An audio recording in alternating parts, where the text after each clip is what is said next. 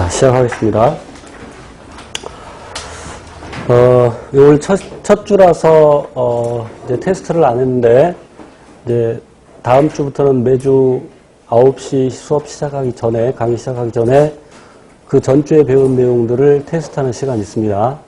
제가 따로 걷어가지는 않고, 여러분이 스스로 이제, 문제 풀고, 확인하고, 그래서 조금 일찍 오셔야 됩니다. 적어도 한 10분 전쯤에 미리 오셔서, 주간 테스트 참여하시고, 그리고 이제, 아까 서울, 경기 등 위탁 출제가 아닌 경우에는, 심화반까지 공부를 해야 되는데, 책 이쁘죠?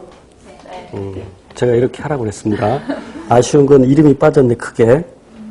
그게 좀 아쉬워. 그 생각을 미처 못했어. 근데 여기, 심화반 교재인데, 선수학습란과 확인학습란으로 되어 있습니다. 선수학습란은 우리가 기본 과정에서 배웠던 내용들이 정리가 되어 있고, 그래서 그거를 암기하기 쉽게끔 제가 구성을 해놨습니다. 그래서 이제 주요 내용들을 다 정리를 한 다음에 내용들을 다 정리하고 블랭크를 만들어 놨어. 그래서 블랭크에다가 답을 직접 쓰지 마세요. 답은 각 페이지 오른쪽에 다 나와 있으니까. 그래서 우리 배운 내용들을 암기하는데 매우 도움이 될 것입니다. 이거 선수학습 만드는데 3개월 걸렸고, 그 다음에 확인학습도 만드는데 3개월 걸렸어요. 책 홍보하는 겁니다. 자, 그래서 이제 당장 심화반을 듣지 않더라도 어차피 들을 거면 하이스쿨 구입하셔서 거기 선수학습을 이제 복습 삼아 공부하시기 바랍니다. 10쪽입니다. 생물의 특성.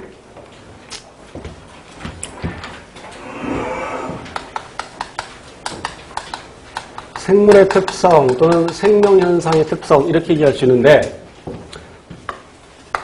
크게 두 가지 특징이 있죠. 개체 유지 현상과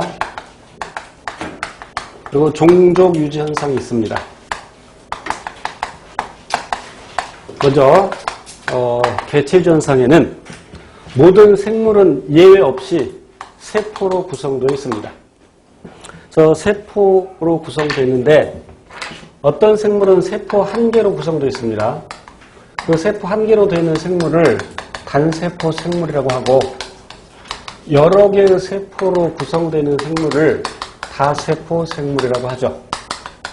그러니까 단세포 생물의 예는 세균 또는 집신벌레, 아메바 이런 것들이 있겠고 나중에 생명과학초의 분류 파트에서 구체적으로 공부할 겁니다. 자, 그런데 이 다세포 생물의 경우에는 세포를 기본 단위로 해서 체계적으로 구성되어 있습니다. 어떻게 체계적으로 구성되어 있는지 아까 언급했었죠. 세포, 조직, 기관, 개체. 순서 외우셔야 돼요. 세포, 조직, 기관, 개체. 매우 중요한 것은 조직은 서로 다른 세포들이 모여서 되는 것이 아니라 구조와 기능이 같은 적어도 유사한 세포들이 모여서 조직이 되고 또 서로 다른 조직이 모여서 그래서 동물의 경우에는 상피조직, 결합조직, 근육조직, 신경조직 이렇게 네 종류의 서로 다른 조직이 모여서 기관이 되고 그리고 그런 기관들이 모여서 개체가 되고 아까 언급했기 때문에 그냥 말로만 하는 겁니다. 그래서 식물과 동물로만 나눌 때는 식물에만 있는 구성 단계가 조직계 그리고 동물에만 있는 단계가 기관계.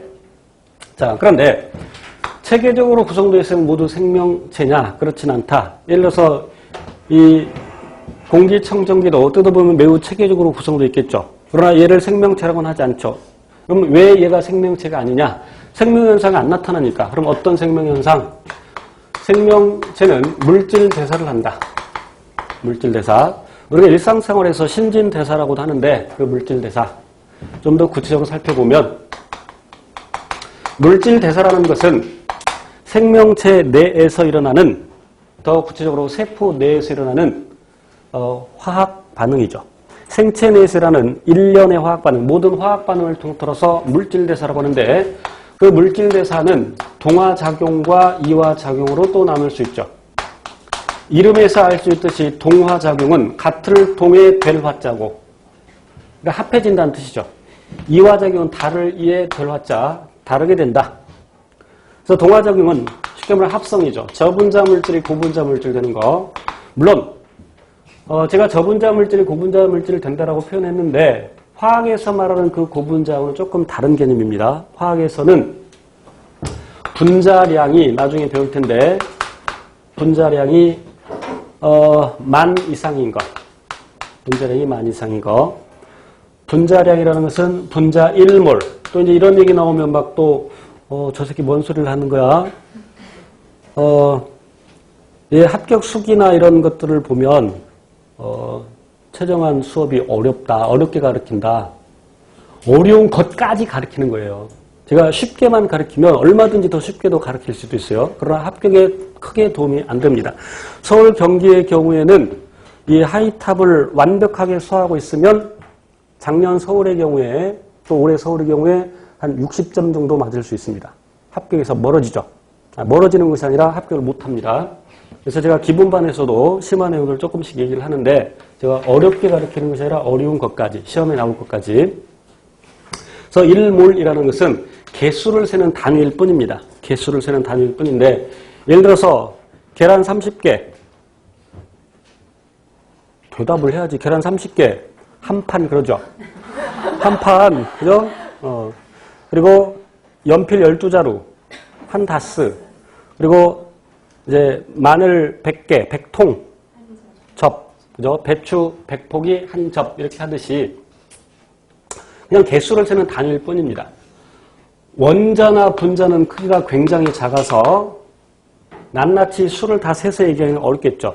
예를 들어서 시멘트 가게에 가서 아저씨 시멘트 1억 개 주세요 그러면 아저씨가 이 또라이 새끼 반 아니면 당황하죠. 모래도 낱낱이 그 개수를 세서 파는 게 아니죠. 그래서 뭐 1톤 아니면 뭐 10톤 이렇게 크게 시멘트의 경우는 대개 40kg 그 한 포대 단위로 그래서 개수를 세는 단위일 뿐이죠. 그래서 1몰은 6.02 그냥 간단히 그래서 6 곱하기 10의 23승계 약 6 곱하기 10의 23승계를 1몰이라고 하고 분자량은 어떤 분자 1몰 그러니까 6 곱하기 10의 23승계의 질량에 해당되는 수죠. 분자량이나 원자량은 그램 붙지 않습니다. 단위 없어. 그래서 그러니까 어떤 분자 이만큼 있을 때 그 질량이 10,000g일 때 그걸 분자량 만이라고 하는데 그래서 분자량 10,000 이상인 것을 보통 고분자라고 하죠. 화학에서는. 그러나 여기 지금 이 생물에서는 그 고분자가 화학에서 말하는 그 고분자를 꼭 이야기하는 것은 아닙니다. 어쨌건 더 복잡해진다. 복잡한 물질이 된다. 한마디로 말하면 합성. 그래서 대표적인 게 광합성이 있죠. 광합성의 전체 반응식을 쓰겠습니다. 암기하셔야 돼요. 6CO2 앞에 개수까지 다 완벽하게 암기하셔야 됩니다. 6CO2 플러스 12H2O 그래서 만들어지는 것은 포도당 C6H12O6 그리고 부산물로서 물과 산소가 만들어지는데 각각 6개씩 그냥 줄줄 쓸 줄 알아야 돼요. 저처럼.